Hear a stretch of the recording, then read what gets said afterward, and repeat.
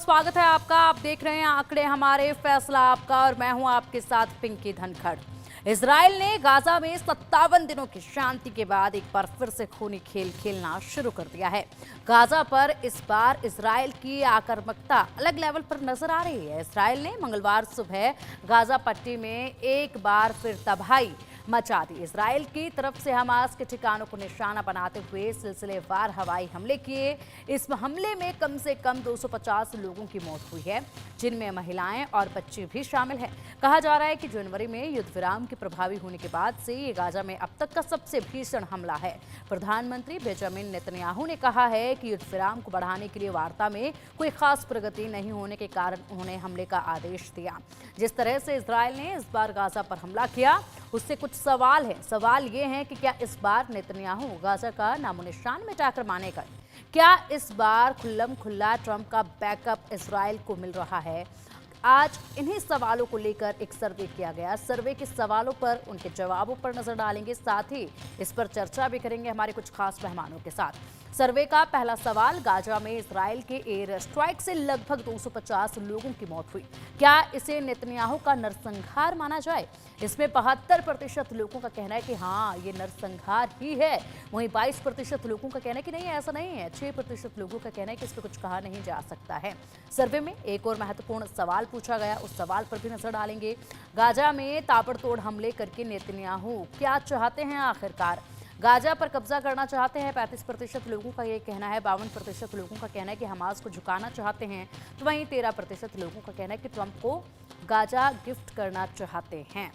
सोचिए, ये जो एक तीसरा ऑप्शन है कि ट्रंप को गाजा गिफ्ट करना चाहते हैं, और इस पर 13% लोगों ने हामी भरी है। बहुत से सवाल अब इस एक बार फिर से हुए अटैक को लेकर, इस सीज फायर के उल्लंघन को लेकर सवाल अब उत्पन्न होने लगे हैं, और आखिरकार ये जंग जो है वो कब यहाँ पर समाप्त होगी, इसी को लेकर चर्चा करेंगे। चर्चा के लिए हमारे साथ हमारे खास मेहमान जुड़ गए हैं। रिटायर्ड मेजर जनरल अनुज माथुर जी हमारे साथ हैं, डिफेंस एक्सपर्ट। अनुज जी, बहुत स्वागत है आपका इंडिया न्यूज़ पर। और साथ ही retired wing commander Praful Bakshi ji हमारे साथ हैं, डिफेंस एक्सपर्ट। सर, बहुत स्वागत है आपका भी इंडिया न्यूज़ पर। और इसी के साथ चर्चा की शुरुआत करेंगे, और सबसे पहले प्रफुल्ल बख्शी जी, आप ही से सवाल, आखिरकार एक बार फिर से यहाँ पर सीज फायर का उल्लंघन हुआ, एक बार फिर एयर स्ट्राइक हुई, जंग का अंत आखिर कब?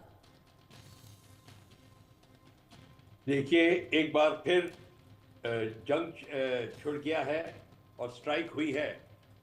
और जब स्ट्राइक हुई है तो इजराइल ने स्ट्राइक जो की है वो उनके टारगेट्स के ऊपर करी है। अगर टारगेट्स कवर करी है और अगर सिविलियंस पे अटैक करते हैं तो गलत है। सिविलियंस पे, मिलिट्री पे करते हैं ठीक है, पर अगर सिविलियन साथ में मरते हैं वो कोलैटरल डैमेज है, क्योंकि टारगेट के साथ में सिविलियंस नहीं होने चाहिए। अगर आप मिलिट्री को सिविल के अंदर रखेंगे तो मैं जब अटैक कर रहा हूं तो सिविल हलाक होगा। अगर मेरा इंटेंशन सिर्फ सिविल को अटैक करना है वो जेनोसाइड कहलाएगा। पर अगर मैं सिर्फ मिलिट्री पर अटैक कर रहा हूं और सिविलियन साथ में मर रहे हैं, इसका मतलब कोलैटरल डैमेज है। पर जिनीवा कन्वेंशन ये भी मानता है ह्यूमैनिटेरियन लॉज के तहत कि अगर मिलिट्री कमांडर उस समय अपना डायरेक्शन बदल सकता है अटैक का, या टाइमिंग बदल सकता है ताकि सिविलियंस का हलाक कम हो, वो उसे करना चाहिए। पर अगर कर सकता है तो कोई बाध्य नहीं होता। अगर मेरे को चांस मिलता है, और मैंने 1971 वॉर में देखा है जब हम अटैक कर रहे थे टैंक ट्रेन के ऊपर, तो अगर वहां पे एक ट्रेन थी जो उलट गई थी दूसरी, हमने टाइमिंग चेंज किया और डायरेक्शन चेंज किया, और हमने सिविलियंस को हलाक नहीं होने दिया। क्या कर सकते हैं, करेंगे। पर अगर ये कहना कि सिविलियन हलाक होता है और जेनोसाइड है, ये गलत है। बिल्कुल बिल्कुल। अनुज माथुर जी भी हमारे साथ जुड़े हुए हैं। अनुज सर, जिस तरीके से यहाँ पर अब ये जो एयर स्ट्राइक किए गए हैं, अब तक का ये सबसे बड़ा अटैक जो है वो माना जा रहा है 2 महीने के बाद, और ऐसे में काफ़ी खासा नुकसान जो है उसकी भी आशंका इसमें जताई जा रही है। काफ़ी लोगों ने अपनी जान भी इसमें गंवा दी है। ऐसे में कई सवाल अब उत्पन्न हो रहे हैं। जिस तरीके से नेतन्याहू की तरफ से कहा गया है कि युद्ध विराम में कोई खास बदलाव नजर नहीं आया, इसलिए हम लोगों ने ये डिसीजन लिया एयर स्ट्राइक का, क्या संदेश इससे देना चाह रहे हैं? हमास जो कि ऑलरेडी पूरी तरीके से तबाह किया जा चुका है, लेकिन हमास जो है जब वक्त मिलता है उस वक्त वो भी अपनी ताकत बटोरने लग जाता है। हाँ बिल्कुल पिंकी, मैं आपको एक दो बातें बहुत इंपॉर्टेंट बताना चाहता हूं यहाँ पर। देखिए, सबसे जरूरी चीज होती है, ये बात मैं आज से 2 महीने पहले आपके चैनल पे कह चुका हूं, नेतन्याहू का या इजराइल का उद्देश्य सब तमाम बंधकों के छूटने के बाद समाप्त नहीं होगा। इजराइल ने जो लड़ाई शुरू करी है, उनका मिलिट्री एम उस लड़ाई का था हमास को खत्म करना। और ये बात आप मान लें, कोई भी प्रोग्रेस किसी भी डायरेक्शन में हमास इजराइल और गाजा में होती रहे, जब तक गाजा को इजराइल पूरी तरह से समाप्त नहीं करेगा, मुझे नहीं लगता कि ये युद्ध रुकने वाला है। अब पूरी तरह से समाप्त करने का अर्थ क्या होता है? पूरी तरह से समाप्त करने का अर्थ ये होता है कि आप उस मिलिटेंट ऑर्गेनाइजेशन पे, देश पे नहीं, ये हमला फलस्तीन पर नहीं है, ये हमला हमास पर है, तो उस मिलिटेंट ऑर्गेनाइजेशन को, उसकी लीडरशिप को और उसके लड़ने के जो उसकी काबिलियत है उसको इतना कम कर दें कि आने वाले 20-50 साल तक वो मुंह ना उठा सके। तो जब तक ये उनको नहीं मतलब ये उनको ये कन्विंस नहीं हो जाएंगे कि ये हो गया है, तब तक ये लड़ाई रुकने वाली नहीं है पिंकी, पहली बात। दूसरी बात आप देखिए, जो ये होता है कि ये गाजा की बदकिस्मती कहें या उनका दुर्भाग्य कहें कि जितनी भी एड वहां पर ह्यूमैनिटेरियन एड आती है या किसी भी प्रकार की मदद, चाहे वो यूरोपियन यूनियन से आ रही है या मिडिल ईस्ट से कहीं से भी आ रही है, वो तमाम मदद को हमास वाले लोग अपनी सामरिक शक्ति, अपनी मिलिट्री पावर को बढ़ाने में लगा देते हैं। आपको मैं बताऊं, यहां तक कि आप देखेंगे कुछ पाइपलाइंस वाटर सप्लाई के लिए आई थी, उन पाइपलाइंस से उनको मॉडिफाई करके उन्होंने रॉकेट लॉन्चर्स बनाए हैं। तो ये एक बहुत बड़ी वस्तु चीज है, और यही वजह थी कि जो एड आ रही थी, उस एड के साथ असला आ रहा था, हथियार, गोला बारूद आ रहे थे। और ये जो सीज फायर का पीरियड है, इस सीज फायर के पीरियड को हमास ने कहीं ना कहीं अपनी ताकत बढ़ाने में अपने जो रिप्लेनिशमेंट, रिफर्बिशमेंट, अपने वेपन्स और इक्विपमेंट का एक चीज और पिंकी, एक चीज और मैं बताऊंगा, please give me 1 more minute। और तीसरी बात यह है कि इजराइल की जो इंटेलिजेंस एजेंसीज हैं वो बहुत शक्तिशाली हैं, और कहीं ना कहीं उन इंटेलिजेंस एजेंसीज को इस बात का पता लगा था कि आने वाले कुछ दिनों में गाजा से एक मेजर स्ट्राइक हमास का शायद इजराइल के बीच में, सदर्न इजराइल में होने वाला है। तो उस स्ट्राइक को प्रीएम्प्ट करके इजराइल ने गाजा के ऊपर हमला किया है पिंकी। बिल्कुल बिल्कुल अनुज जी, और जिस तरीके से यहाँ पर पहले भी ये देखा गया है कि जब जब मौका मिलता है तब तब हमास जो है वो अपने कहीं ना कहीं ताकत को जुटाना शुरू कर देता है। बड़ा नुकसान झेला,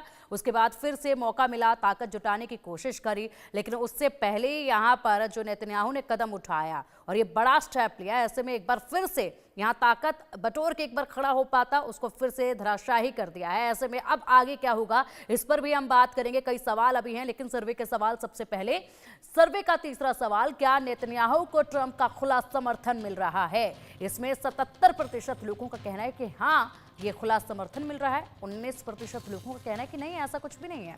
वहीं 4% लोगों का कहना है कि इसमें कुछ भी कहा नहीं जा सकता है। इसके बाद एक और सवाल, क्या हमास को नेतन्याहू और ट्रंप मिलकर पूरी तरह से खत्म कर पाएंगे?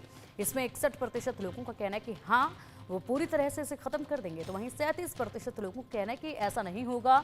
2% लोगों का कहना है कि इस पर कुछ भी कहा नहीं जा सकता है। प्रफुल्ल सर, जिस तरीके से आपने भी अनुज सर को सुना कि कैसे यहाँ पर पहले से ये अंदाजा जो है वो लगाया जा चुका था नेतन्याहू की तरफ से कि एक बड़ा अटैक जो है उधर से हो सकता है, जो समय मिला है उस समय में उस अटैक की तैयारी कर ली गई है, उससे पहले ही यहाँ पर एक बड़ा अटैक कर दिया है ताकि उभर ही ना पाए हमास। ऐसे में अब सवाल जो हैं वो यही उठ रहा है, क्योंकि इसी बीच एक हल्की फुल्की खबर ये भी चल रही है कि इस एयर स्ट्राइक से पहले अमेरिका में भी एक फोन की घंटी जो है वो सुनाई दी थी। तो इसमें ट्रंप का रोल आप बताइएगा जरा कि किस तरीके से आप देखते हैं। देखिए, सबसे पहले क्वेश्चन ये है कि ये जो एयर स्ट्राइक है, ये इन्होंने जो नॉर्मल किया है वो अपनी तरफ से बड़ा लीगल एयर स्ट्राइक किया है। ट्रंप की समर्थन पूरा है उसको, उसमें कोई दो राय नहीं है, और ट्रंप की समर्थन ही नहीं है। यहां तक कि ट्रंप तो वेट कर रहा है कि अब हूतीस के ऊपर और बाकी जिनके जिसको वार्निंग दे चुके हैं उनके ऊपर, यह हमास ही है। अभी तो हूतीस की बारी आएगी, उनके ऊपर भी हमला होगा। तो पूरा का पूरा ट्रंप को समर्थन भी है, ट्रंप इसका इजराइल को पूरा मदद भी करेगा, जहां मदद की जरूरत होगी जरूर करेगा। ये आप मान के चलिए कि ये जो डिसाइड कर लिया गया था, जो जब लड़ाई शुरू की गई थी करी थी हमास से, हमास को पता था। अभी तो ईरान का नाम नहीं आया है। ईरान तो पूरा ये जो आपको तो जो सीज फायर का टाइम मिला था, ईरान ने उनको पूरा रिप्लेनिश किया है और उसके पीछे चाइना का हाथ है। तो ये आप बिल्कुल ठीक ठाक आप मान लीजिए कि ये चाइना और इजराइल का हाथ है जो हमास को फिर से ताकतवर बनाएंगे। पर इस समय ट्रंप ने डिसाइड कर लिया है और इजराइल ने डिसाइड कर लिया है कि हम हमास को खत्म करेंगे। मैं आपको कहता हूं हमास खत्म नहीं होगा। हमास एक आइडिया है, हमास 6 महीने के लिए रुक जाएगा, हमास 1 साल के लिए चला जाएगा, पर हमास खत्म नहीं होगा। हमास इसलिए खत्म नहीं होगा कि जो हमास के खत्म होने से जो रेडिकल इस्लाम नहीं खत्म हो जाएगा, उनको कहीं और से ताकत आएगी, उनके लिए कहीं और से उनको सप्लाई आएगी। इस्लामिक वर्ल्ड उनको सप्लाई कर रहा है और जितने इस्लामिक कंट्रीज जो लिप सर्विस दे रहे हैं अमेरिका को इत्यादि कि हम आपके साथ हैं, समर्थन है, वो इंटरनल सप्लाई कर रहे हैं। सारा का सारा उनको फाइनेंस आ रहा है, हर जगह आ रहा है। ये हिंदुस्तान से लेके गाजा तक एक ही स्टोरी है। जो कश्मीर में हो रहा है वो वहां हो रहा है। ये मत सोच लीजिए कि कोई नई चीज हो रही है वहां पर। तो ये इसको ट्रंप खत्म नहीं कर पाएंगे, चाहे जितना भी जोर लगा लें, क्योंकि ये एक रिलीजियस आइडिया है जिसको कि रेडिकल इस्लामिक वर्ल्ड सपोर्ट कर रहा है। उसको नहीं खत्म कर सकते। वो पूरे यूरोप में फैल गया है, वो हर जगह फैल रहा है। और आप मेरे को इस बात को मान के चलिए, ये 2000 साल पुरानी लड़ाई है। ये अभी की लड़ाई नहीं है, ये वॉर ऑफ क्रूसेड्स है जिसको हम बोलना नहीं चाहते। Islam versus Christianity and the rest, ये वो चल रही है। बिल्कुल बिल्कुल सर, ये अक्टूबर 7 2023 में शुरू हुई लड़ाई नहीं है, बल्कि ये जो पुरानी लड़ाई चलती आ है उसी को अब आगे बढ़ाया जा रहा है। ऐसे में जिस तरीके से प्रफुल्ल सर ने कहा है, अनुज सर, कि यहाँ पर ये जो लड़ाई है इसका अंत नहीं है, यानी कि पूरी कोशिश हमास को खत्म करने की जाएगी यहाँ नेतन्याहू की तरफ से, डोनाल्ड ट्रंप की तरफ से, लेकिन हमास खत्म होगा नहीं। उसको दबाया जा सकता है 6 महीने के लिए, साल भर के लिए, लेकिन उसका सफाया नहीं किया जा सकता है।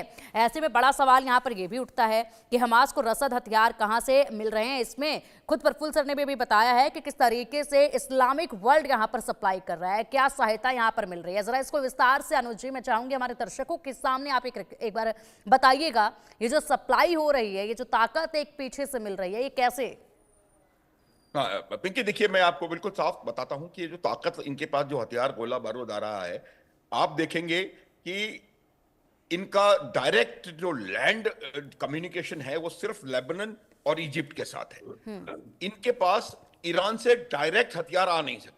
जो सप्लाई रीसप्लाई आ रही है, या तो वो समुद्री मार्ग से आएगी, या फिर इनकी जो यूएन ह्यूमैनिटेरियन एड्स आ रही हैं उनमें मिला करके ये सप्लाई, उनको रीसप्लाई किया जाएगा। देखिए यही अंतर था क्या कहते हैं हिजबुल्लाह में और हमास में, क्योंकि हमास का direct replenishment, direct resupply possible नहीं है। लेकिन अभी जो रीसप्लाई हो रही है उसके लिए वो मेनली ईरान और चीन, बिल्कुल सही प्रफुल्ल बख्शी जी ने कहा कि ईरान और चीन इसके अंदर शामिल हैं, और वो लोग किसी ना किसी गाइड्स में यहाँ पर समुद्री रास्ते से या उनके साथ जो रसद आ रही है उसके साथ मिला करके भेज रहे हैं। देखिए मैं एक बात आपको पिंकी थोड़ी देर पहले भी समझाने का प्रयास कर रहा था, खत्म हो नहीं सकता कुछ भी आइडियोलॉजी है, लेकिन इसको खत्म करने की परिभाषा होती है, और वो परिभाषा ये है कि इनके लड़ने की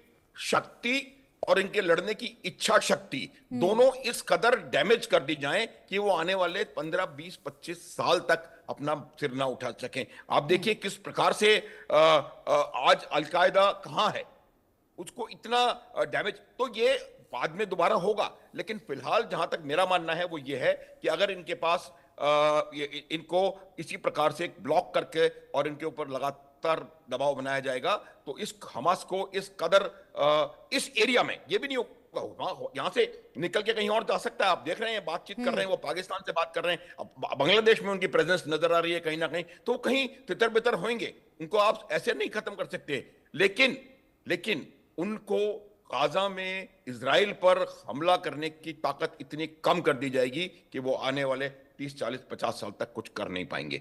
और अब जो ये हमला किया गया है उसका मैं बता दूं मकसद मेन यही है कि किसी भी तरीके से हमास के पास रीसप्लाईज रिप्लेनिशमेंट्स ना पहुंच पाए, और अगर रीसप्लाईज रिप्लेनिशमेंट्स उनके रोक दिए गए और हवाई रास्तों से हमला किया गया और उसको सप्लीमेंट करा ग्राउंड अटैक्स के साथ, क्योंकि ये बहुत छोटी स्ट्रिप है, तो इजराइल की सेना ऑलरेडी, आप देखें कि ऑलरेडी इजराइल की सेना गाजा स्ट्रिप में मौजूद है। हालांकि कुछ आउट करके नॉर्दर्न एरियाज में उन्होंने कुछ ट्रूप्स को भेजा था, लेकिन ट्रूप्स वहां पर मौजूद हैं।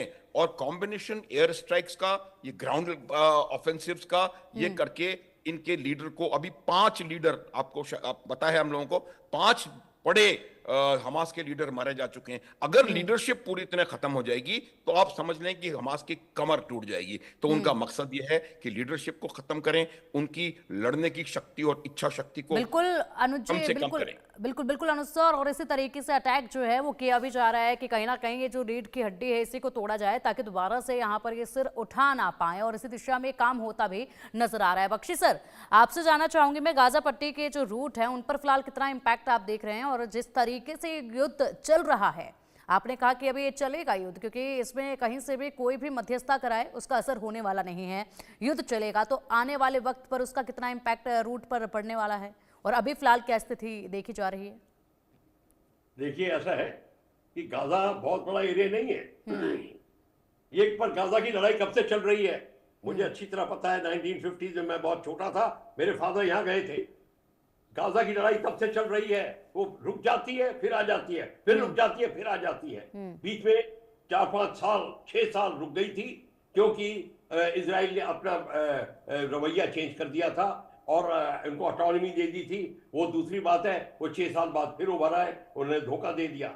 अभी हम इनको रोक सकते हैं, रोक देंगे। इजराइल पर कब्जा कर लेगा, हमास का पूरा गाजा के ऊपर कब्जा कर लेगा, वो अपनी जगह शिफ्ट कर देंगे, जगह सिर्फ शिफ्ट करेंगे सिर्फ, पर नहीं जाएंगे इस मिडिल ईस्ट के इधर लेफ्ट से राइट से हुतीस के साथ मिल जाएंगे, कुछ होगा, ये नहीं जाएंगे। और इजराइल को दूसरी तरीके से और अमेरिका को दूसरी तरफ से हमला करेंगे। तो अभी आप मत सोचिए कि ये खत्म हो जाएगा। मैं जनरल मास्टर साहब की बात से पूरा वाकिफ हूं और पूरा एग्री करता हूं, पर मैं इसमें ये एडमेंडमेंट ये ऐड करना चाहता हूं कि ये इसको आप 2-3 साल मैक्सिमम करेंगे। 6 साल रुक गई थी, ये बिल्कुल उसका नाम नहीं आ रहा था, फिर स्टार्ट हो गई। तो ये ऐसा है, ये आके रहेगी, आप उसको रोकेंगे फिर आएगी, पर ये दूसरा रूप ले लेगी, कहीं और से निकलेगी। और जैसे अभी खुद जनरल साहब नैरेटिव कर रहे थे, इनका असर यहाँ पे भी दिखाई दे रहा है, इनका असर बांग्लादेश में भी दिखाई दे रहा है। तो ये चलते रहेंगे, इनका काम होता रहेगा। इनको कोई ये ऐसा कुछ नहीं है। पैलेस्टीन और पैलेस्टीनियन प्रॉब्लम जो है वो और दूसरा रूप ले लेगी। आप ये मत सोचिए, उनको बहुत रसद मिल रही है और बहुत उनको क्या कहते हैं हेल्प मिल रही है, और किसी तरीके से आप इनको रोक नहीं सकेंगे। हाँ, जरूर कुछ टाइम के लिए ये दबाए जा सकते हैं, मैं इस बात से वाकिफ हूं। पर दूसरी बात ये है कि हमको ये देखना है कि भारत का ट्रेड जो INEC के द्वारा होने वाला है, वहां पे हमारे में क्या क्या असर पड़ेगा। इनकी तो लड़ाई चलती रहेगी, पर क्या ये इतने न्यूट्रलाइज हो जाएंगे कि वो बिल्कुल किसी चीज का असर नहीं कर पाएंगे? ये भी गलत है। ये करते रहेंगे क्योंकि अभी हुतीज वहां पे पहुंचे हैं, ये अपना रवैया चेंज कर देंगे। अब जो इजिप्ट में जो ऑपोजिशन जो पैदा हो रही है और उनका समर्थन पैदा हो रहा है, वहां से देखिए अब क्या स्टार्ट हो जाता है, स्वेज के एरिया में स्टार्ट कर देंगे ये। तो ये आप इनका एरिया चलता रहेगा, और जो वेस्टर्न वर्ल्ड है, अमेरिकन वर्ल्ड है, उसको ऊपर हमले होते रहेंगे, उनका रूप चेंज होता रहेगा, टाइमिंग चेंज होता रहेगा। वक्त के हिसाब से, जिस तरीके से बख्शी सर आप यही कह रहे हैं कि वक्त के हिसाब से जो है चीजें बदलती रहेंगी, लेकिन ये युद्ध जो है वो बिल्कुल ऐसे ही चलता रहेगा जैसे पहले चलता आया है। और उस वक्त से लेकर अब तक में भी चीजें बदली, लेकिन युद्ध उसी तरीके से चलता जा रहा है और आगे भी ये ऐसे ही चलता जाएगा। हालांकि अनुसार जिस तरीके से डोनाल्ड ट्रंप जब आए सत्ता में तो उस वक्त ये माना जा रहा था कि अब जियोपॉलिटिकल संघर्ष जो है वो कहीं ना कहीं उस पर कहीं से भी सहमति जरूर बन जाएगी। जो चारों तरफ इस वक्त हालात जो है वो दुनिया में देखे जा रहे हैं, जंग के अलग अलग जगह पर, इस जियोपॉलिटिकल संघर्ष में कहीं ना कहीं एक लगाम जो है वो लग जाएगी, कुछ सहमति जो है वो बन जाएगी, लेकिन ऐसा होता यहाँ तो बिल्कुल नजर नहीं आ रहा है। हाँ पिंकी, देखिए ये बात उस समय भी इस पे डिबेट्स हुई थी। ये जो डोनाल्ड ट्रंप जब पावर में आए तो एक तरफ तो वो कह रहे थे कि मैं शांति करवा दूंगा, और दूसरी तरफ उसी दिन उन्होंने कहा कि मैं ग्रीनलैंड को ले लूंगा, मैं कनाडा को अपना 50वां राज्य बना लूंगा, मैं पनामा कनाल को ले लूंगा, मैं मैक्सिको को खा जाऊंगा, गल्फ ऑफ मैक्सिको को मैक्सिको गल्फ ऑफ अमेरिका बोलना शुरू कर देंगे। तो आप देखिए डोनाल्ड ट्रंप का शांति बहाली का कोई मुझे लगता नहीं है प्रयास था। उनका क्या हुआ है, देखिए जो पॉलिटिक्स और जियो इकोनॉमिक्स, उनका जो सेंटर ऑफ ग्रेविटी हुआ करता था वो अटलांटिक ओशन में और यूरोप में था। आज वो सेंटर ऑफ ग्रेविटी वहां से शिफ्ट होकर के इंडो पैसिफिक में आ गया है, और इंडो पैसिफिक में सेंटर ऑफ ग्रेविटी आ गया है। इसीलिए अमेरिका की प्रायोरिटीज जो हैं वो मिडिल ईस्ट में और इंडो पैसिफिक में शिफ्ट हो रही हैं। आप ये देखेंगे उन्होंने जो स्टेटमेंट आ रहे हैं वो ये नहीं कह रहे हैं कि हम यहां से जर्मनी से ट्रूप्स को हटा लेंगे, वो कह रहे हैं हम जर्मनी से ट्रूप्स को रिलोकेट कर देंगे हंगरी में,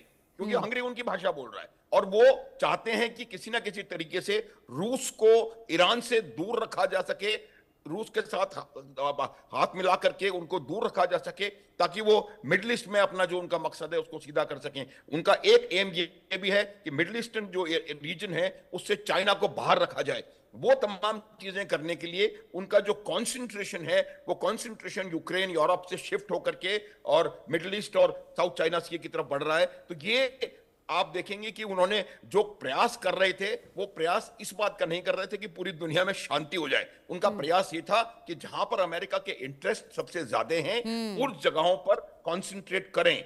चाइना के जो एक्सपेंशन हो रहा है, चाइना की जो पावर बढ़ती जा रही है, उसको कहीं ना कहीं चेक करें। तो उसके लिए उनको चाहिए कि उनकी जो ताकत है वो यूक्रेन में बर्बाद ना हो, यूरोप में बर्बाद ना हो, बल्कि वो ताकत उनके पास मिडिल ईस्ट में, मेडिटेरेनियन सी में और इंडो पैसिफिक के रीजन में वो उनके पास मिल सके। तो ये आप देखेंगे कि जो डोनाल्ड ट्रंप का जो ओवरऑल एम है वो एम वो अपना इसमें अपना कहीं ना कहीं सीधा करता हुआ देख रहे हैं। और आने वाला समय पिंकी आपको दिखाएगा कि ये ईरान के ऊपर भी आप देखिएगा कि हमले होने वाले होंगे। बिल्कुल बिल्कुल बख्शी सर, अब यही इसी पर जिस तरीके से अनुज माथुर सर ने कहा है कि स्टार्टिंग में कहा कुछ गया था, लेकिन अब फिलहाल इंटरेस्ट जो है वो तलाशा जा रहा है। ऐसे में इस युद्ध के बीच में डोनाल्ड ट्रंप काफी इंटरेस्टेड भी हैं, तो क्या बेनिफिट जो है वो यहाँ पर नजर आ रहा है?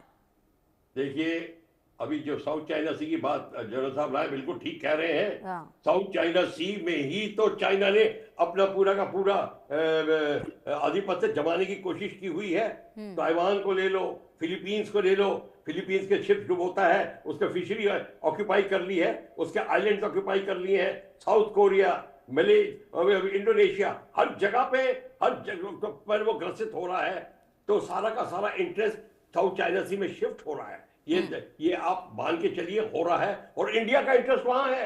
Let Shinzo Abe Japanese prime minister ने ये कहा था कि भारत को यहाँ की लीडरशिप लेनी चाहिए और साउथ चाइना सी में सारी कंट्रीज को मिला के एक जैसे यूनियन ऑफ एशियन कंट्रीज की स्थापना करनी चाहिए, ताकि वो मिलके अपना इकोनॉमिक डेवलपमेंट कर सके। जापान बड़ा इंटरेस्टेड था कि वेस्टर्न पावर्स अंदर ना आए, बेसिकली उसका ये मतलब था। और सारे मिलके जो एशियन और पैसिफिक कंट्रीज हैं वो मिलके सारा अपना डेवलपमेंट करें और चाइना को कंट्रोल करें, क्योंकि जहां इन्होंने डेवलपमेंट करी चाइना और इनको पर हावी होगा। और इसको करने के लिए उधर तो कोड वर्क तैयार हो रहा है, इधर ये भी डिसाइड कर लिया गया कि एक बार ये इनका संगठन हो जाएगा तो चाइना को के खिलाफ सिक्योरिटी अपरेटस तैयार हो जाएगा। ट्रंप भी यही चाहता है कि ये हो जाए, पर ट्रंप ये भी चाहता है कि इस सारे गेम में उसका बड़ा हाथ रहे।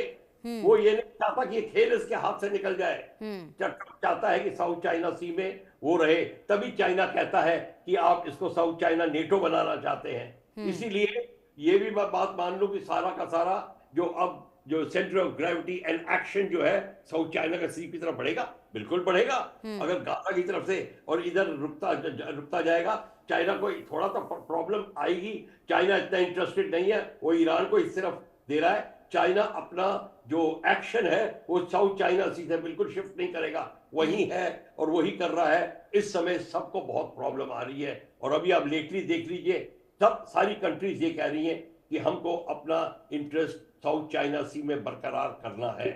उसके लिए इंडिया की जो पॉलिसी बन रही है, एएनसी कमांड, मलक्का स्ट्रेट में हमारा क्या एक्शन होगा कि किस तरीके से चाइना का ट्रेड रोका जाए, किस तरीके से ऑयल सप्लाई रोकी जाए। 80% of the trade off the world passes through Malacca Strait, 60% of fuel of China passes through Malacca Strait।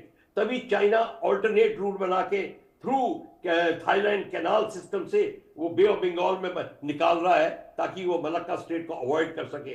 China अपना पूरा गेम खेल रहा है और अमेरिका को पता है, पर इतनी जल्दी चाइना कंट्रोल में नहीं आएगा क्योंकि चाइना की ताकत इतनी बढ़ गई है कि अब सबका सांस भी फूलने लगा है चाइना के नाम बिल्कुल पर। बिल्कुल बख्शी सर, बिल्कुल जिस तरीके से आपने विस्तार से ये सब कुछ बताया है, ऐसे में जियो पॉलिटिकल संघर्ष खत्म होने की उम्मीद थी ट्रंप के आने के बाद, लेकिन यहाँ पर जो है खेल अब कुछ और ही बनता नजर आएगा, क्योंकि यहाँ पर अब काफी कुछ बदलता नजर आएगा और ऐसे में संघर्ष विराम तो कहीं पर भी अब कामयाब होता जो है वो देखा भी नहीं जा रहा है। फिलहाल बहुत शुक्रिया बख्शी सर आपका इंडिया न्यूज़ के साथ जुड़ने के लिए, इस चर्चा में शामिल होने के लिए। माथुर सर आपका भी बहुत बहुत शुक्रिया इंडिया न्यूज़ के साथ जुड़ने के लिए, इस चर्चा में शामिल होने के लिए। अब यहाँ रुकेंगे एक छोटे से ब्रेक के लिए, जल्द हाजिर होंगे कुछ और बड़ी खबरों के साथ, आप बने रहिएगा हमारे साथ।